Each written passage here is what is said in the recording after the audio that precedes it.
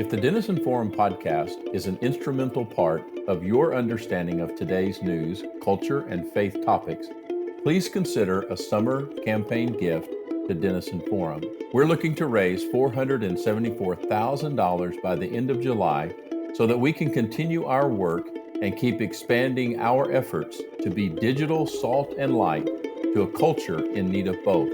If you stand with us, please give today at dfpodcast.org and know that any gift today will be doubled by a generous matching grant of $75,000. Visit dfpodcast.org to partner with us today.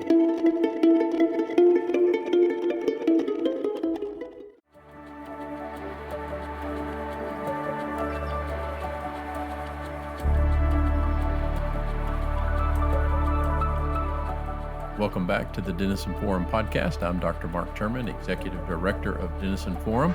Thank you for joining us for another conversation at the Denison Forum, where we're seeking to partner with God to launch the next great awakening, what we call a movement of culture-changing Christians. We want to be salt and light, as Jesus taught us in the Sermon on the Mount. We do that in part through our podcast and other materials. We're seeking to explain the culture to the church so the church can have a redeeming influence on the culture. And we're going to do that today through a fascinating conversation with Professor Nancy Pearcey. Professor Pearcey is a best-selling author and speaker. She describes herself as a former agnostic who has been hailed recently by the Economist as America's pre-eminent evangelical Protestant female intellectual. Her work has appeared in the Washington Post, the Washington Times, First Things, Human Events, American Thinker. She's also been featured in the Federalist and on Fox News, as well as Fox and Friends, NPR, and C-SPAN. She is currently professor and scholar in residence at Houston Christian University. Her books have been translated into 19 languages, and previous works include Total Truth, The Soul of Science, Finding Truth, and Love Thy Body. Today, we'll be talking with Professor Pearcey about her most recent book, The Toxic War on Masculinity, How Christianity Reconciles the Sexes.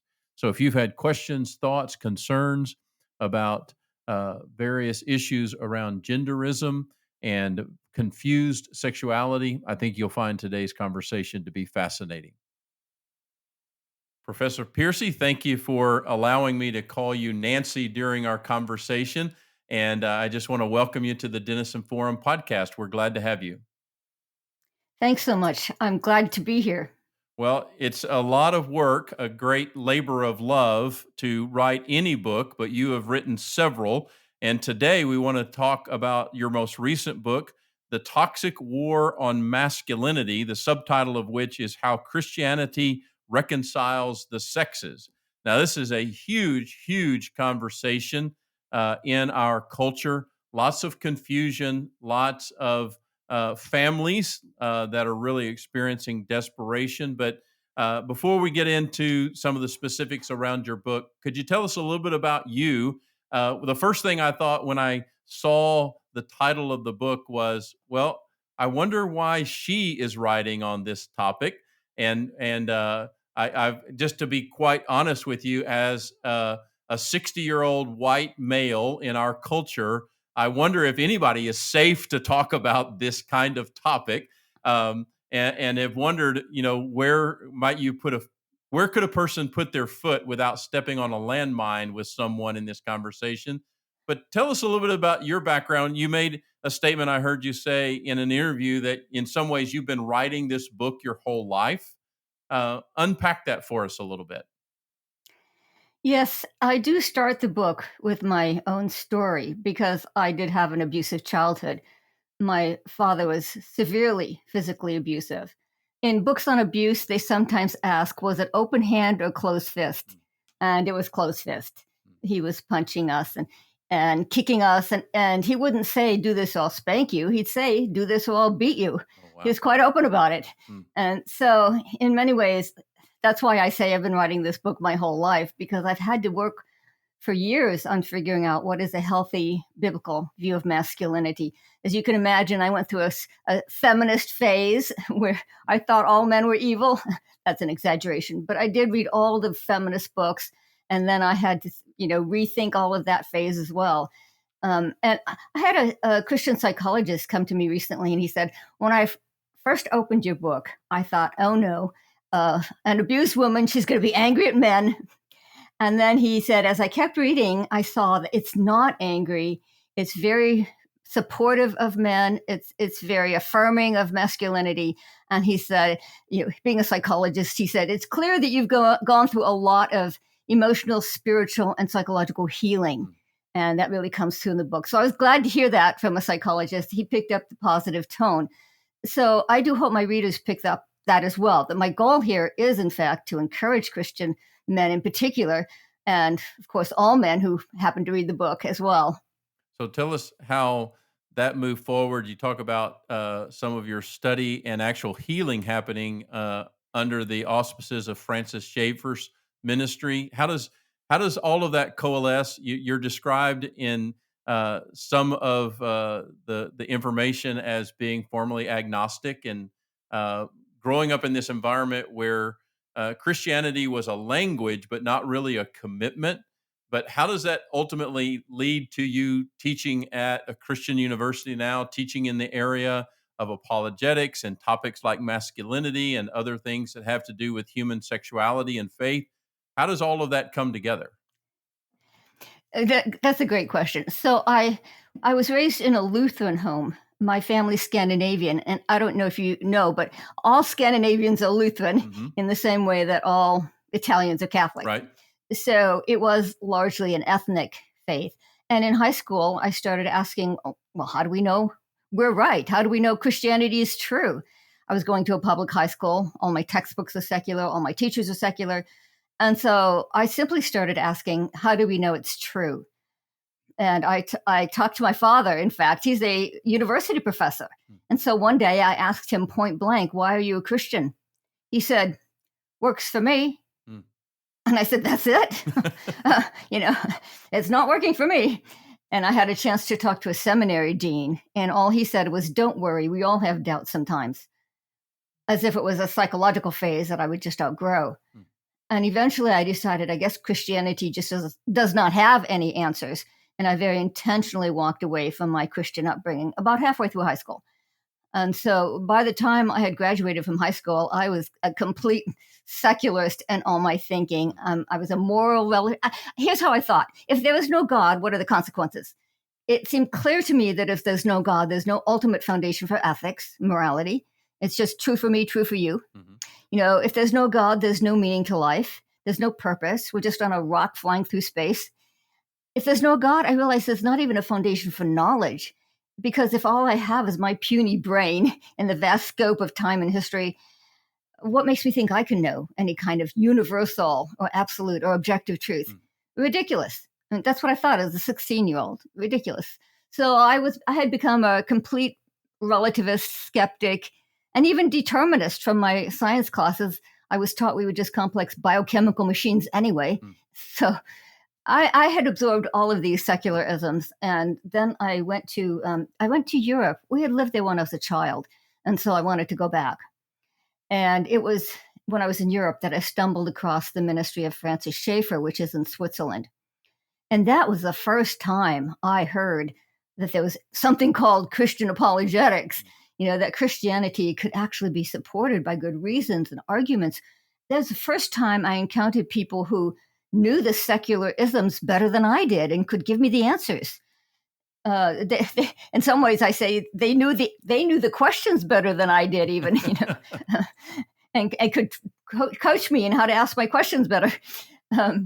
But so it was through my stay at L'Abri, the ministry of Francis Schaeffer, that I did eventually become a Christian. But also, the part of, I tell my story in some of my earlier books, but the part I don't tell is that also at L'Abri on staff was a psychiatric social worker, because she realized that for a lot of people, the barrier to God is not just intellectual, but also emotional, especially for people from Christian homes. and especially for pastors' kids and missionary kids. Right. She was a missionary kid herself. And so it was through, her name was Sheila Bird, and we called her Birdie. It was Birdie who helped me to realize right from the beginning that I needed to work through the trauma from my childhood. I had thought I could leave it all behind. When I left home, I said, I'm creating a blank slate. I'm going to forget my whole childhood and recreate myself from scratch. That was my goal. And she's the one who helped me to realize I could not do that. And she's the one who really helped me to experience God's love for the first time in a profound way. She loved me in a way I'd never been loved before.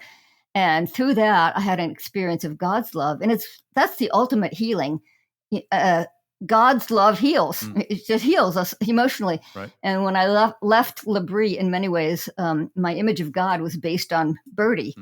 I'd experienced love from her, and then I could, in a sense, I would think of God, and I'd think, well, he loves me the way she did. Right. Yeah.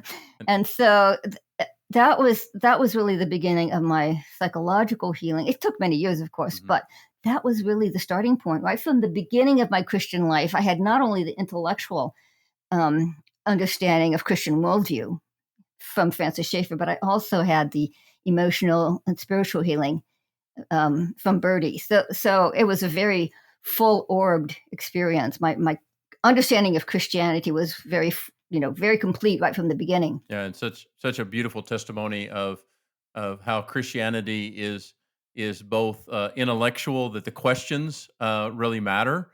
They are significant, and they are worthy of our highest and best thinking. We talk about at Denison Forum, what does it mean to love God with all of your mind, but also that relational, incarnational part of when we see the love of God being manifested toward us through another person.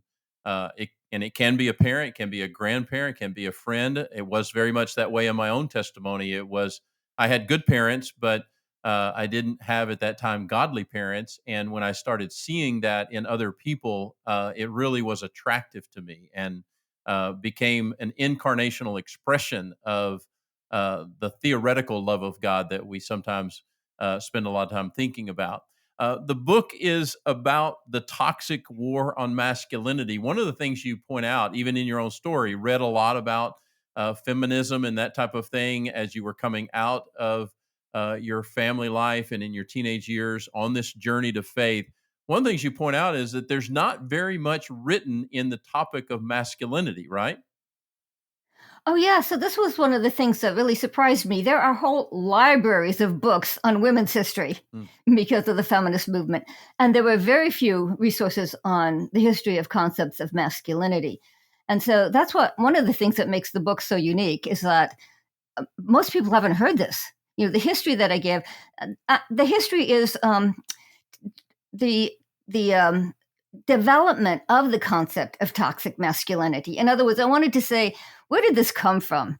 I was seeing articles like the Washington Post had an article titled, "Why Can't We Hate Men?" And I thought, really? In a mainstream publication like this? A Huffington Post editor tweeted a hashtag, "Kill All Men." You can buy T-shirts that say, "So many men, so little ammunition." Wow. And there are books with titles so blatant, like "I Hate Men" and "No Good Men" and "Are Men Necessary?" So I really wanted to get to the bottom of this. Like, you can't really stand against a social trend unless you see where it came from, how it developed over time. And by the way, even men are jumping on the bandwagon. There's a book by a male author who says talking about healthy masculinity is like talking about healthy cancer. Wow. And you may have seen this one because it was just recent, but the director of the movie Avatar was in the news not long ago saying testosterone is a toxin that you need to work out of your system. Wow. So I turned to the books on history of masculinity because I wanted to say, where did this come from? And the short answer is, it's because society became secular, and it is a very secular view of masculinity that has, in fact, incorporated some toxic traits. And that's what we need to understand. What are those traits and where did they come? How did the secular script for masculinity, why did it become so toxic? Yeah, and part of We talk about how ideas have consequences and bad ideas have victims. John Stonestreet at the Colson Center uses that phrase a lot. We love that phrase, hearkening all the way back to John F. Kennedy and his quote about ideas and how they live on even beyond people and nations. But talk about that a little bit in the journey toward a secular culture and away from biblical faith and biblical Christianity, the influence of philosophers like Immanuel Kant, moving on to Darwin, even Nietzsche, Marx, and even Freud. How did that lead to this meta narrative or this script that really has led people to the idea that masculinity itself is toxic? How did we follow those ideas to the point that we have today?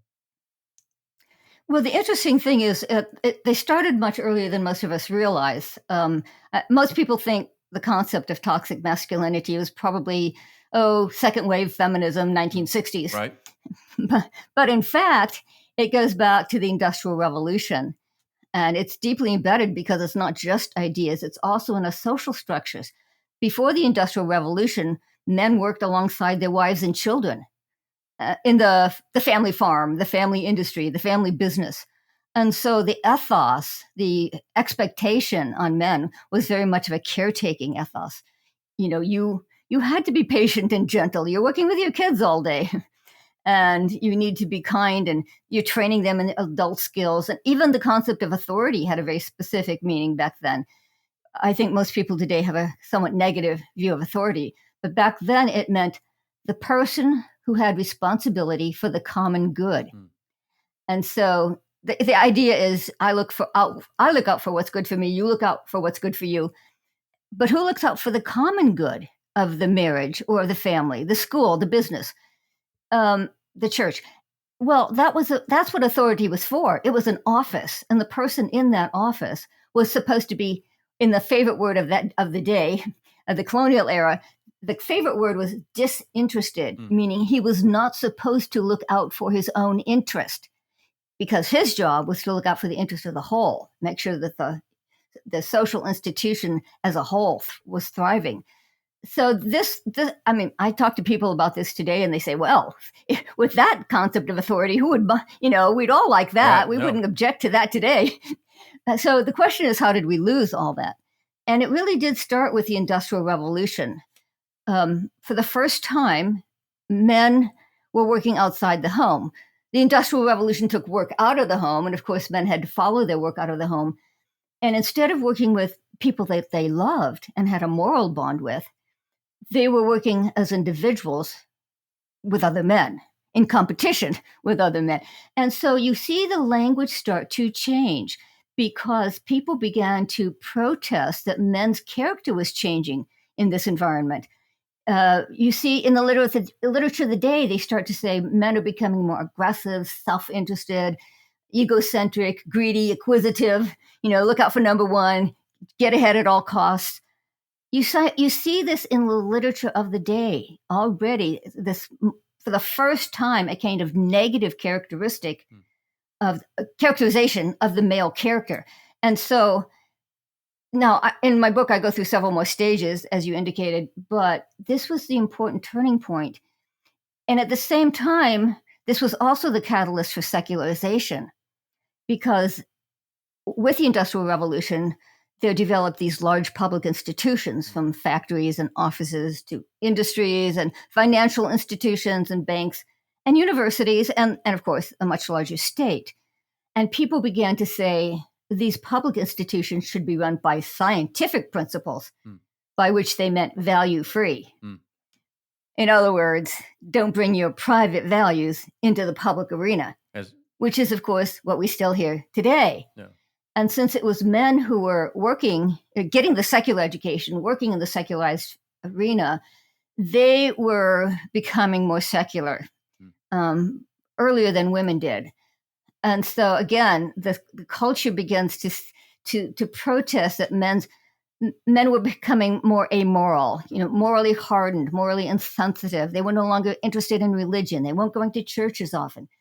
And so a more secular concept of masculinity becomes common at that time and just over the years becomes more and more secular. But that was the important turning point. And it's somewhat of an unintended consequence, right? Nobody planned that when the Industrial Revolution was making its way forward. We were pursuing what human beings do, pursuing progress, and so there wasn't an intentional plan necessarily, but it starts to go in so many different directions. You talk about that person having authority that was disinterested in their own success, more interested ideally in the success of the family, the community, that type of thing, which is really where it strikes me that we're probably still frustrated with many of our leaders and many of our institutions, be they in business or the church or the government.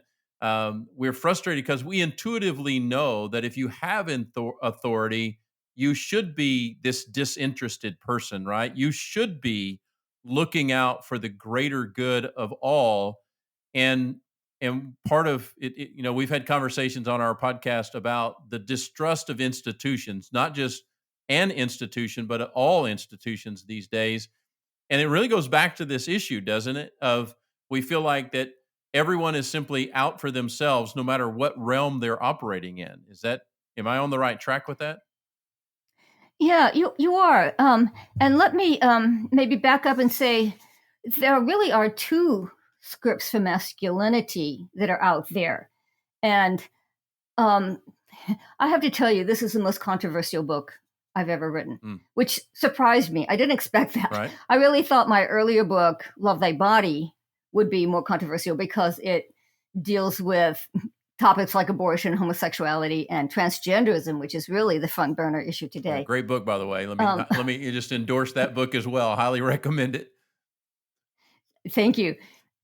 But what I don't, this is some background that's not in the book, but when I taught the book in the manuscript, of course, in the class, and I had reading groups, and they would tell their family and friends about the book. And the first question invariably was, whose side is she on? With that tone, whose side is she on? The idea apparently is that either you're a male bashing feminist, or you're an angry reactionary. And so what I did at the beginning of the book, I had to do this right at the start. I said, there's two scripts for masculinity. And I drew on a very ingenious experiment by a sociologist. He's not a Christian, but he gets invited to speak all around the world. He's very well known in his field. And so he uses that to ask young men two questions. He says, what does it mean to be a good man? If you're at a funeral and in the eulogy, they say he was a good man. What does that mean? And all around the world, he says men had no problem answering that question. He was, from Brazil to Australia to Sweden. Young men said things like honor, duty, sacrifice, do the right thing, be a provider, be a protector, be responsible, and stand up for the little guy. I kind of like that one. But his point was that all people are made in God's image, and they do know what the good man is. Even if our culture is no longer supporting this, they're made in God's image, and they have an innate sense that their unique masculine strengths are not given them just to do what they want, and to get from other people what they want. It's kind of written on their hearts, as the scripture would say, right? It's ingrained in us. Yeah, exactly. The next thing I was going to say is Romans 2, Romans 2, which says it's written in our hearts. So then he does a follow-up question, and he says, well, what does it mean if I say to you, man up, be a real man? And the young men always say, oh, no, that's completely different. And they all say, that means be tough, be strong, never show weakness, win at all costs, suck it up, be competitive, get rich, get laid. This is their language. In other words, it's that real man script, quote unquote, that is what many people think of as the toxic traits. And certainly if it's decoupled from the moral vision of the good man, it does easily slide into toxic things like entitlement, dominance, control, and so on. And so what I draw from that is that the best strategy is not to just accuse men of being toxic. They don't respond very well to that, and nobody would. Right. But it does suggest that we can tap into their innate knowledge of what it means to be the good man, that they do have an understanding of what it means to be good. And there's a universal recognition. So that means that we can support and encourage and affirm men in living out their innate sense of God's original plan for what manhood means. Well, and I think that's, Nancy, where this book is so helpful, because literally for years now, I did a recently in the last few years did a doctoral project on human sexuality and that type of thing, and it's really kind of a monumental task, even to come to something like the Bible and say, okay, what does the Bible tell me about being masculine? Or what does it tell me about being feminine? And that's where your work is so helpful. But if somebody just says to you, okay, professor, help me, where do I go in the Bible to learn what it means to be a man? Or where do I go in the Bible to learn what it means to be a woman? How do you a lot of people listening to our conversation are going to be church leaders, going to be some pastors. They're wondering, how do I talk to my own family, but also how do I talk to the communities of faith that I'm a part of about what the biblical idea of masculinity or femininity are all about? How do you help them with that? Do you know, I go to a part of Genesis that we often overlook when we talk about masculinity. I go to the cultural mandate. Mm. You know, in Genesis, God has created the universe, the stars and planets, the plants and animals, and then he creates the first human couple. And what is the first thing he says to them? Be fruitful and multiply and subdue the earth. In other words, that's the first job description Right? given to the human race. And in the highly streamlined language of Genesis 1, we can sort of unpack that.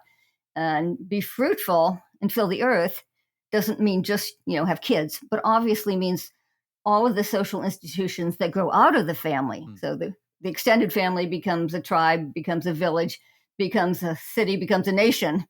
And there are also specified institutions like the church and the school, the state, a marketplace. Mm.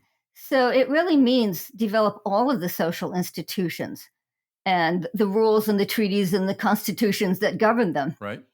Subdue the earth means harness the natural resources. So we often think of, Adam was a farmer, but that was just the basis for all the other technologies like mining and building bridges and buildings, inventing computers and composing music. And one of my students said, "Oh, yeah, come on, composing music?"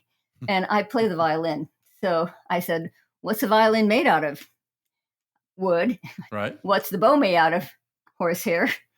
So I said, all the transcendent beauty we associate with music starts with harnessing the natural resources that God created.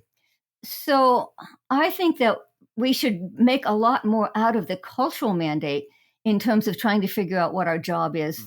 Mm. Both male and female were given the cultural mandate. Right? So we're both supposed to build up the social world, and we're both supposed to be embedded, deeply embedded in creative and productive work. So that's where I start. And I bring people back to that a lot just because there's a lot of books out there today that give the impression that to be a true man is to get away from civilization, Right? to go out climbing mountains and hunting elk. And and I have no objection to get out in nature. I love nature, but I don't think that's how you find your manhood. Right? I think you go back to Genesis 1 and be, really you don't run away from responsibility, you embrace responsibility. Mm. And Nancy, I know that the Sunday school answer here is that Jesus is the answer to everything. But one of the things that we can do and always should do when it comes to the Bible is look to Jesus as an answer and an example. But can you talk about how looking into his life becomes a model or becomes a picture of what biblical masculinity is to look like? How does Jesus model that as compared to, oh well, real men are people who fight wars or they climb mountains or they sail seas. And again, nothing wrong with some of those things, right? And sometimes men are called upon to do them. But if you really want the most full and complete picture of what biblical masculinity can look like, Jesus becomes a model for that, right? Yes, I do have a section in the book, just looking at Jesus and what we learned from him. And we understand better the impact of what he did when we know the surrounding culture. For example, to me, one of the prime examples is when Jesus blessed the little children. Mm. I don't know about you, but I grew up thinking of, that was kind of a Sunday school moment, right? Right. Sentimental. Right. But he was standing against Roman culture at the time. Roman culture had a very low view of children. They were non-persons, and they were often treated very harshly and beaten, and fathers could kill them legally Mm. for any reason Right. or no reason. And so for Jesus to say, "Let the children come to me," was actually a very countercultural move. And so when we put him in context like that, we realize how dramatic his actions were. Or the fact that, he would talk to women. Women were in Jewish culture, you were not supposed to talk to women in public. And he talked to them. He put laid his hands on them when he healed them. Right. And the Samaritan woman is perhaps my favorite example, because not only did he talk to her, um, she was a Samaritan, who, of course, the Jews thought very poorly of. And when the disciples come back, the text says they were surprised he was talking to a woman. Hmm. You would have thought they were surprised he was talking to a Samaritan, but apparently it was even worse that he was talking to a woman. Hmm. But one of the things that I bring to the table is that I look at non-Christian sources too. And so let me tell you what one non-Christian historian says about Jesus. Please do. I think this is really fascinating. Because he compares Christianity to other religions and their view of manhood. He says your view of manhood derives from your view of God. Hmm. And so he starts with polytheism. So think of the Greek gods on Mount Olympus, or think of the Norse gods. And he says they were always fighting. Or here's how he put it: the gods drank, they wenched, they fought, they triumphed their military power. So the view of manhood, exalted the warrior virtues. A man was a warrior, and there's some truth to that, Right. but it's incomplete. So then he goes to monotheism, and he starts with a form of monotheism where God is so transcendent that he has no relationship with humans. So that would be Islam, for example. I quote a writer who says, in Islam, God would not, or Allah would not condescend to have a relationship with mere mortals. Mm-hmm. The very idea from the Judeo-Christian religion that God would have a personal relationship with humans is deeply repugnant to Islam. Mm. So in that form of monotheism, manhood is defined strictly in terms of authority and power. Right. Then this historian says we get to Judaism, which is also monotheistic, but God does have a relationship with his people, a covenant relationship. In Jeremiah, God says, I will give them a heart to know me. Mm. And so to be a man is to be a loving father. And then, again, this non-Christian historian says, then Jesus comes along and totally complexifies everything. Because Jesus is it's the only religion where God practices servant leadership. Jesus says, I did not come to be served, but to serve. And he says, the historian says, for the first time, qualities like compassion and love and gentleness become masculine virtues. He says, in fact, virtues that we have typically assigned to women now become masculine virtues, so that men can be both tough and tender. They can be both courageous and caring. And Christianity gives a much fuller, richer understanding of masculinity as reflecting the full image of God. And it's delightful to see a non-Christian recognizing how unique Christianity is. It makes me think of those passages in Scripture referencing Jesus, where he's talked about as a father caring for his children. Jesus taught us to pray, and with the expectation that as a father gives good gifts to his children, so our Father will give us good gifts. To the Thessalonians, Paul says that he was like a nursing mother, and so you're getting high this high recommendation of all of these qualities that are both feminine and masculine, and how they are beautifully set in the context of the world and the creation that God has made, and how they are complementary to each other. And if you divorce them from faith, then they end up going off into all kinds of strange, warped and twisted ideas that never give you the whole picture. Right? It's only It's only in Christianity where the wholeness of them starts to come together. Yes, but I would say again, sociologists do find that people, men, have an innate sense of what is the good man. Hmm. There was another study done by this time by an anthropologist, and it was the first ever cross-cultural study of concepts of masculinity. Hmm. And he found that no matter how different their understanding of masculinity was, some more aggressive, some more gentle, whatever, they all shared what this anthropologist called the three P's. That the expectation that to be a real man meant that you would protect, provide, and procreate, Hmm. meaning, have a family, Right. build into the next generation. And he found that this was universal. And so when Christians say, this is what God asks of men, they're not imposing an alien expectation. Hmm. Men do know what it means to be a man. They do know that they do have unique strengths. I mean, let's go to biology, Right. right? Men do have, they're larger, stronger, faster. They have more fast. This is a word I had to learn. They have more fast twitch muscles, Hmm. meaning that they can respond more quickly. They have a greater bone density, and because of testosterone, they are more aggressive and risk taking. Right. And we have to affirm that these are good. These are how God made them. And what these studies show, though, is that men innately know that those unique strengths were given them not just to get what they want, Hmm. but to love and protect and provide for the people that they love. So I think we should be confident in helping people to say, look, this is what the Bible says you are, and expect that there will be a resonance within most men. They do know what it means to be a good man. Right.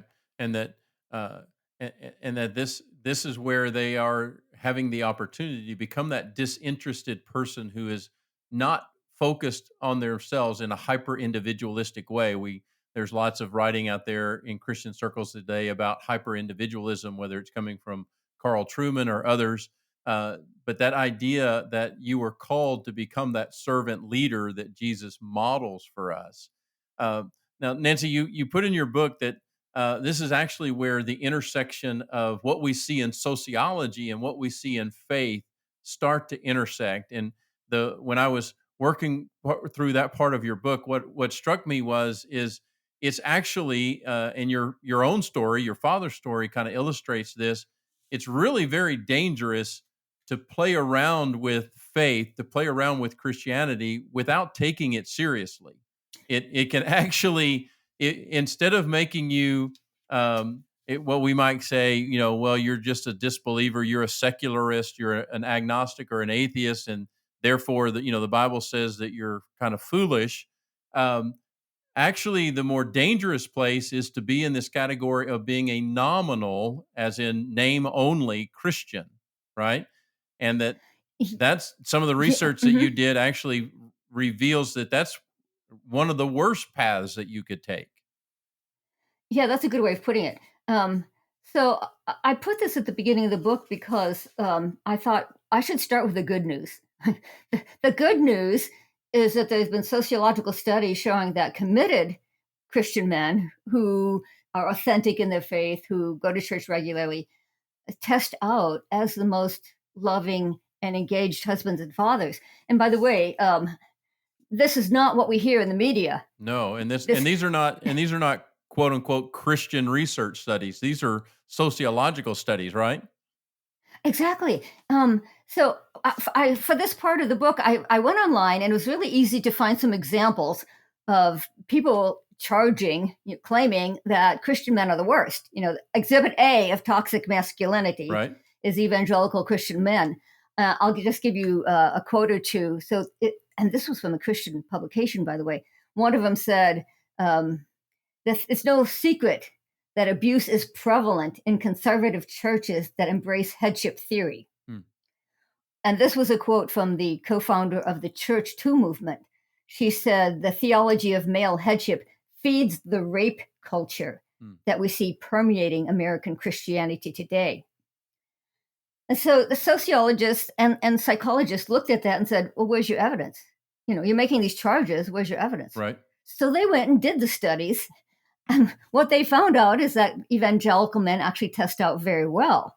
They interview the wives separately. By the way, that's important. Mm-hmm. They interview the wives separately. So they show that the wives of evangelical men test out as saying that they're happiest with the quality of their husband's love and affection. Evangelical men test out as the most engaged fathers in terms of both shared activities like sports and church youth group, as well as discipline like setting limits on screen time or enforcing bedtime. Right. Evangelical couples have the lowest rate of divorce. And the real stunner was they have the lowest rate of domestic violence, lower than any major group in America. So the media charges that we hear all the time are simply wrong. They're not paying attention to the latest social science. In fact, let me read you one quote that sort of summarizes it. This is my go-to sociologist. He's considered maybe the top marriage sociologist in the country. Right. He's at the University of Virginia, and his name is Brad Wilcox. And he gets published in places like the New York Times. So this is an article that he wrote for the New York Times. And he says, it turns out that the happiest of all wives in America are religious conservatives. And of course, they focus on the wives because the assumption is that, the men are oppressive, tyrannical patriarchs. Right. It turns out that the happiest of all wives in America are religious conservatives. Fully 73% of wives who hold conservative gender values and attend religious services regularly with their husbands have high quality marriages. And even Christians don't know this, because we hear we hear all those charges, lodged against Christian men in the media. So we don't even know these. I had to go digging in the academic sociological literature to find this. And that's the main reason. That was the final reason I decided I have to write this book because I wanted to get this information out to the churches so that we can encourage Christian men and also out to the public so that we can show that the secular messages, the secular accusations against evangelical men are just false. They're mistaken. Yeah. And it so illustrates in so many ways, not only how important it is for you and others to write books like this, but for conversations like this, for podcasts to happen. Because, when I was working through that part of your book and that information, I was like, you know what? I've heard this for 35 years as a pastor, that Christians divorce at the same rate as non-Christians. I've probably said that at some point as a pastor, and it's just fundamentally not true. But it's where misinformation, bad information gets out into the culture. It gets into the thought processes and streams, even within the church, and it gets proliferated. And it somewhat becomes an excuse at times. Well, that's just the way all fallen human beings are. And what's not being shared enough is this idea that no, biblical Christianity does work.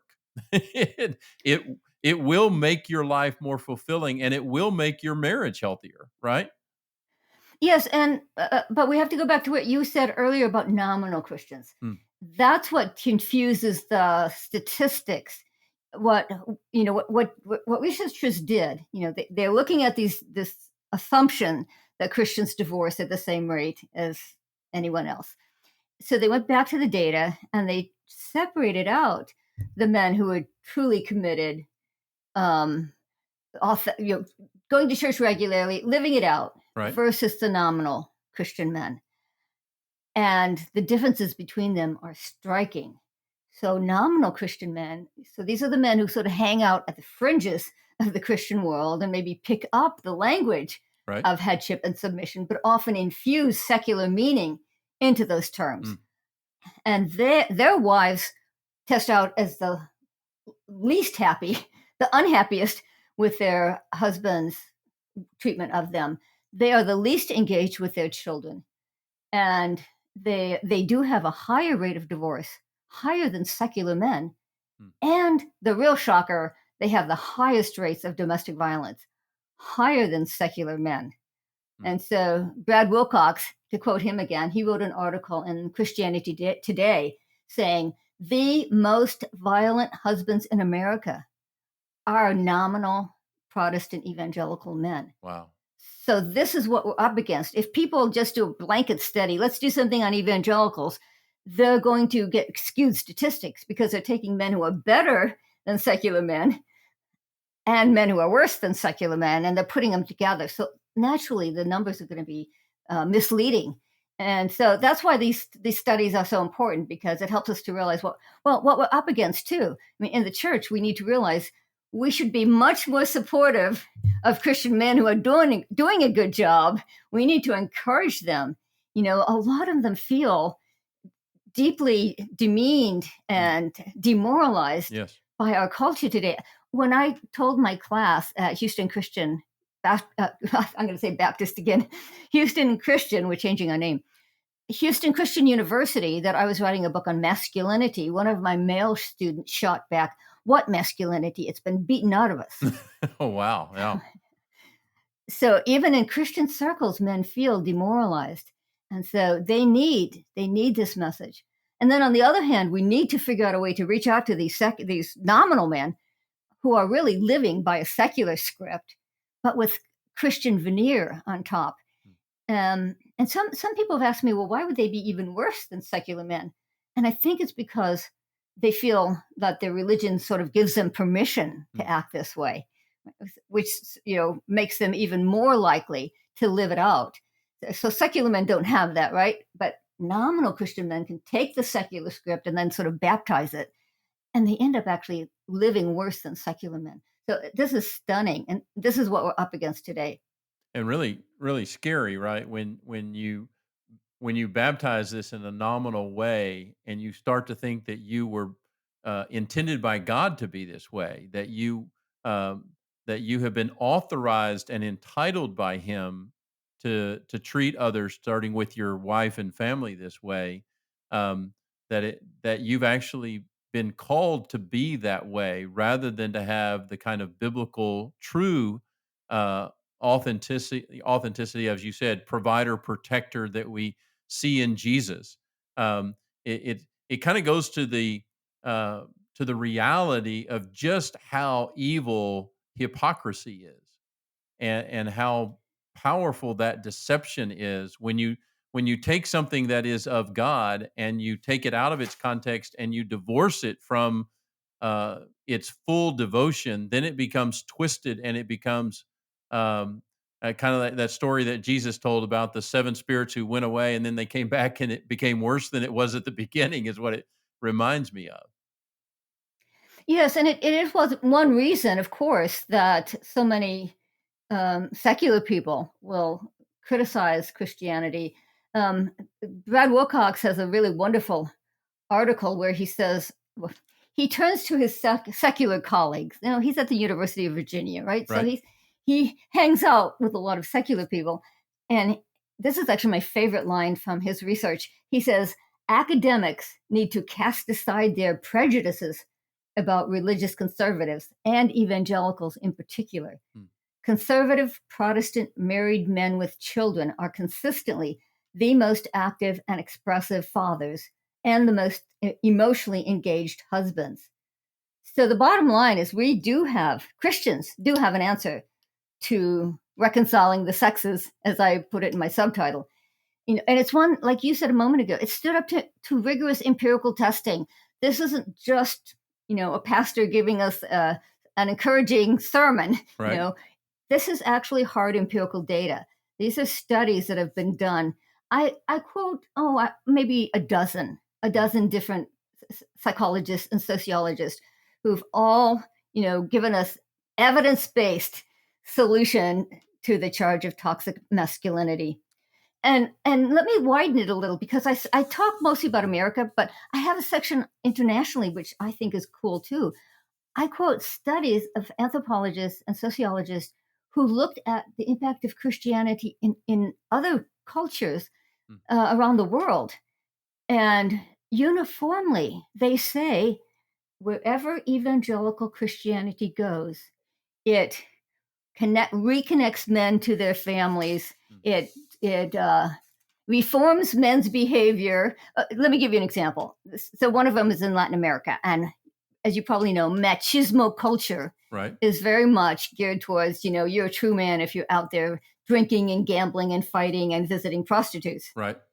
And this anthropologist said she went to it was Colombia. She went to Colombia expecting that Christianity would make it even worse because it would tell men, you can be a domineering patriarch. And she was astonished. She was not a Christian. She was astonished to say, actually, when a man becomes an evangelical Christian, he stops drinking, gambling, visiting prostitutes. He brings his money home to his family. The standard of living of the whole family rises. The whole family benefits.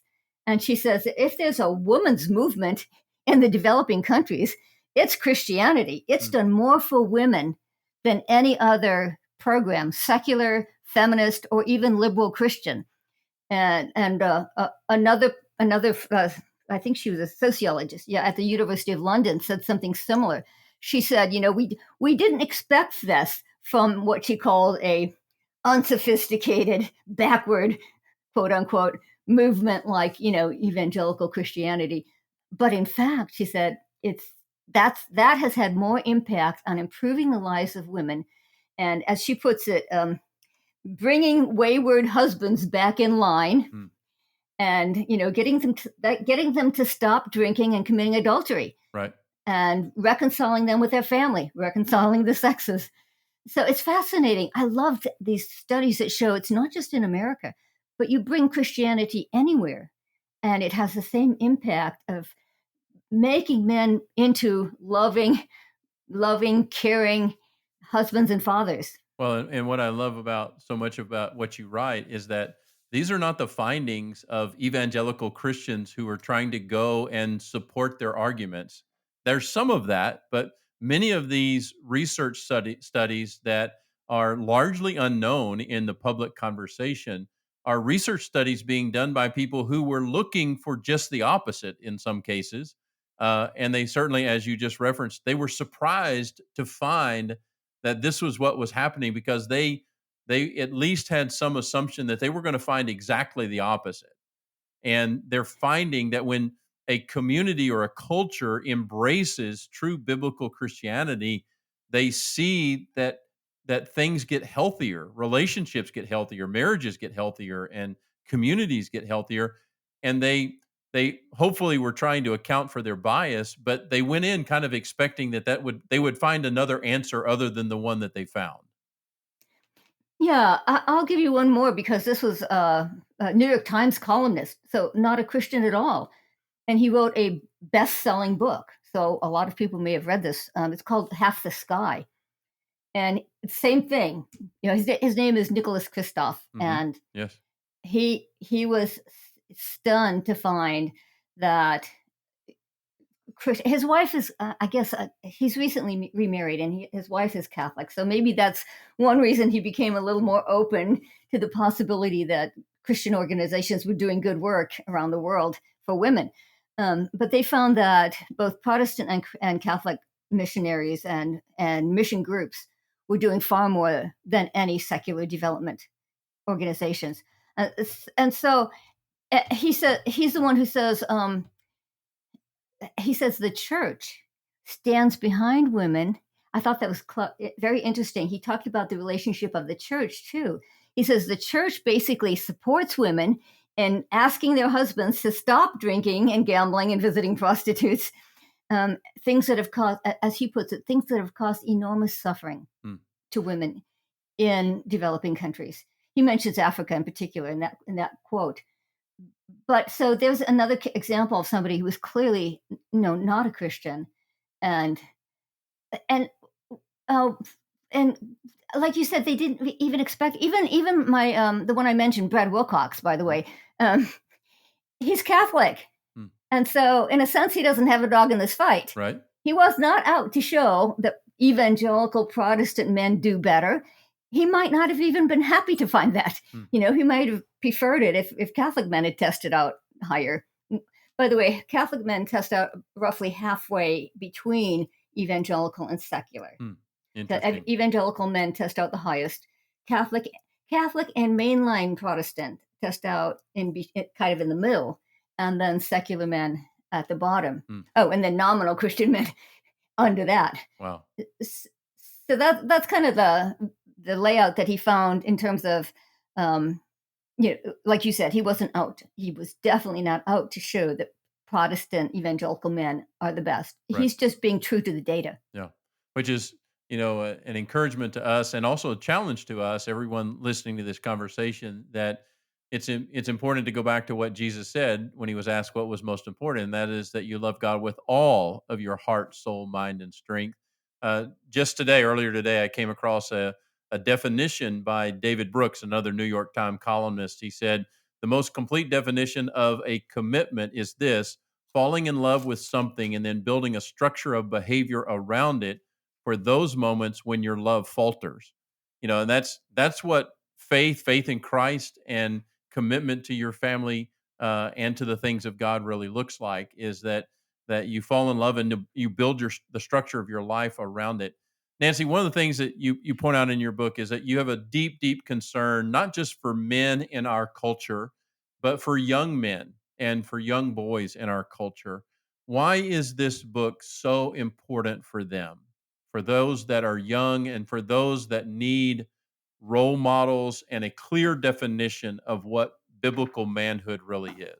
Why is that so urgent? Right. That's a good question because it is certainly one of the reasons I wrote the book. Boys and men are falling behind on all kinds of measures. Boys are falling behind at all levels of education, from kindergarten through college. Most colleges now are about 60-40, 60% women, 40% men. More women than men go to graduate school and even professional school like law and medicine. Books are coming out with titles like Why Boys Fail and The Boy Crisis and The Problem with Boys. So it's becoming well known that boys are having more problems today across the board, and men too. Men are falling behind where they were in the past. On average, men are now more likely to commit suicide, more likely to be addicted to drugs and alcohol, more likely to be in prison. 90% of people behind bars are male. I used to work at prison fellowship, so this is very familiar to me. Male unemployment levels have fallen to depression era levels. Oh, wow. This was a shock. It's not showing up in the normal statistics because they're not even looking for work anymore. So researchers had to dig a little deeper, and they tell us that male unemployment is at depression era levels. Wow. And men's life expectancy is even going down. Women's has stayed the same, so it's not a general trend. But in recent years, men's life expectancy has gone down. There's a magazine called The New Scientist, and it said the major demographic factor in early death now is being male. Wow. So I think it's time. One of my female students said this in my class. She said, we're always hearing about the problems women face in terms of sexism and sexual harassment and discrimination. She said, so we assume that the guys are doing okay. Right. Men are doing fine.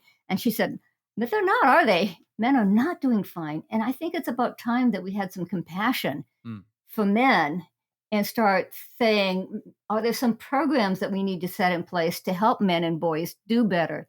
The first book on this subject, I think, was Christine Hoff Sommers' book. She's a philosopher, and she wrote a book called The War Against Boys. And she said every time she tried to start some kind of a program that would help boys, she was opposed by the feminist movements. Wow. Because they were like, no, the men ultimately end up, on the top, CEOs and Hollywood's film directors and so on. And that's true. The top 5 to 10% of men, maybe. But what they're not acknowledging is that on average, men have actually been doing worse in recent years. And boys in school is the most obvious case. And I think we need to start having some programs to help boys. The feminist movement has poured a lot of money into developing curricula that was girl-friendly, programs that are girl-friendly, scholarships there are 4 times as many scholarships for girls now than for boys. Wow. To get into college. And so that's great. Yeah. We're all happy that girls are moving ahead. We have to remember that most universities did not accept women until the mid-20th century. Right. I was shocked when I found that out. I was born at the right time. I'm glad I wasn't born before that. Yeah, so there was some catching But up that was needed for sure, right? There was definitely some catching up still needed, but we don't have to choose, right? It's not about males or females, males versus females or vice versa. Everyone can thrive, everyone can flourish under a biblical ethic and under a biblical approach of loving God and loving each other, right? exactly. It's not a zero sum game, right? Yeah. And so I wanted to go back. I was thinking one of your earlier questions because you were asking me about the history, and I wanted to focus maybe on just one stage Okay. because when we talk about how boys are not getting a healthy view of masculinity, um, one of the stages I focus on is the rise of Darwinian evolution. Mm. It had an enormous impact on the concepts of masculinity. Darwinian thinkers said, well, first of all, Darwin himself said that women were intellectually inferior to men. Mm. He was very clear about that. He argued for that, and so did many other Darwinists. Thomas Huxley, who was nicknamed Darwin's bulldog, Right. said that even education would not fix it because women's inferiority is a product of natural selection. He said so. Even educational selection will not fix it. Mm. But beyond that, Darwinian thinkers began to say that the men who won out in the struggle for existence would, by necessity, would be the men who were rough, ruthless, predatory, savage, barbarian. Mm. Um, that's the language they used, and they said, therefore, under this thin veneer of civilization, that was one of their favorite phrases. Under the thin veneer of civilization, men are really beasts at heart. Whereas Christianity had urged men to live up to the image of God in them, Darwinian thinkers began to urge men to live down to their animal nature, which was now presumed to be their true nature. Mm. So this was a dramatic reversal. This was when the Tarzan books were written, Yeah, for I example. love how you point this out in the arts. We see this in our arts and entertainment, right? And Yes, and why was he so popular? Because he'd been raised by the apes, and so he retained that inner sense of wildness, and he wasn't tamed. At the end of the book, he turns to Jane. He's learned the European languages and so mm, on, but he turns to Jane and says, "I am still a wild beast at heart." mm, And so that became sort of the cultural narrative. The social construction of masculinity right, is that the true nature is the beast within. And you're right. So there were the literary naturalists also. They were more serious writers, but they were also writing explicitly to give fictional form to mm, um, a Darwinian worldview. So that would be like Jack London, perhaps. He was the best known. And he wrote about dogs, but of course they were metaphors for humans. And his point was to show that humans are just products of evolution, of genes and environment, and that they too are basically beasts at heart, the governed ultimately by the laws of the biological impulses of power and lust and dominance and so on.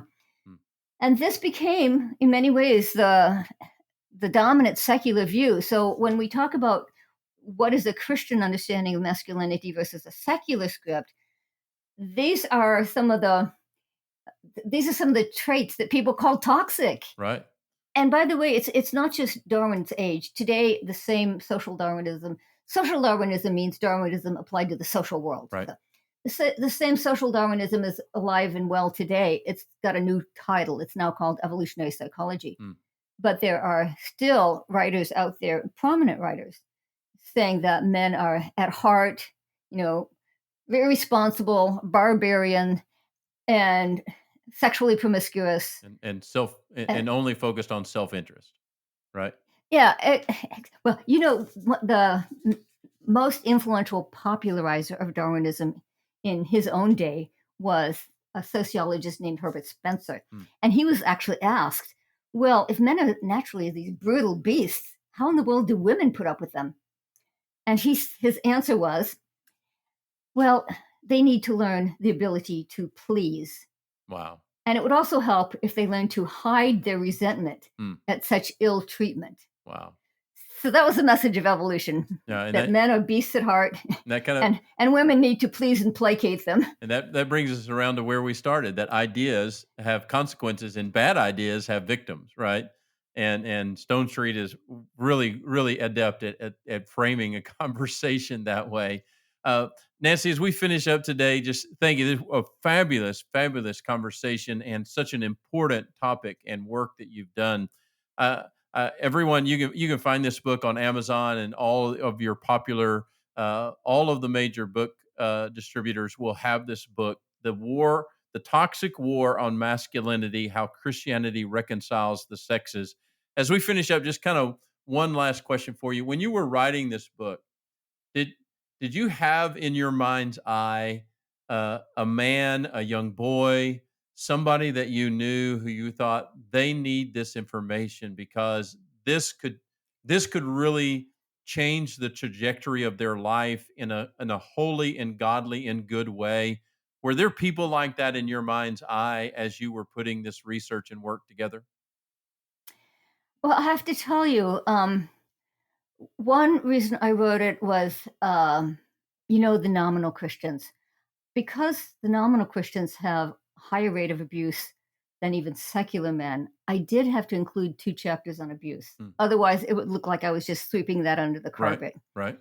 And so I really had them in mind as the people who need this message the most, right? Is the men who are actually, who think they're Christian, who Mm. are claiming the evangelical label, but who are being abusive in the home.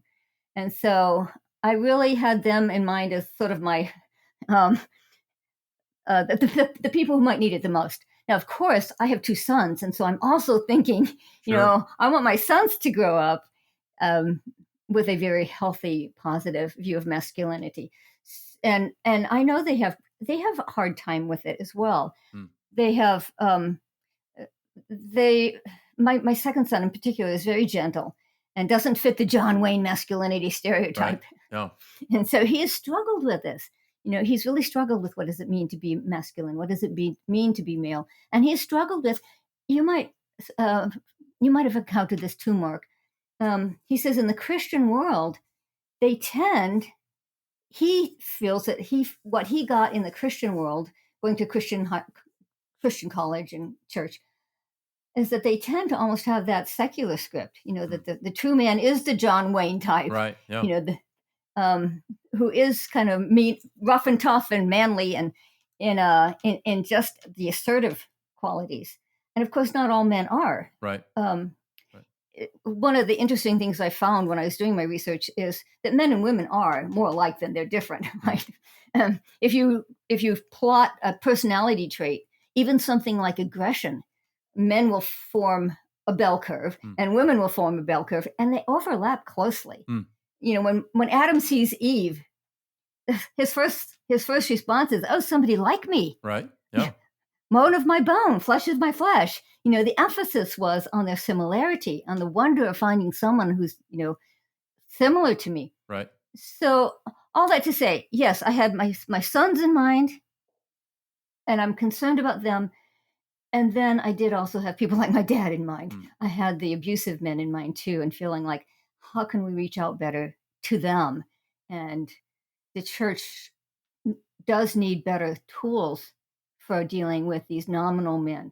Right. How can we encourage the men who are doing well? How can we reach out to the nominal men who need to be drawn in and discipled? Right. Because what could be more disappointing and frustrating than to get a perverted view of Christianity that only leads you into further levels of brokenness, further levels of isolation, further levels of broken relationships, and what could be more disappointing than to say, well, I tried Jesus and this is where it left me, because they got a perverted presentation of Christianity rather than an authentic one.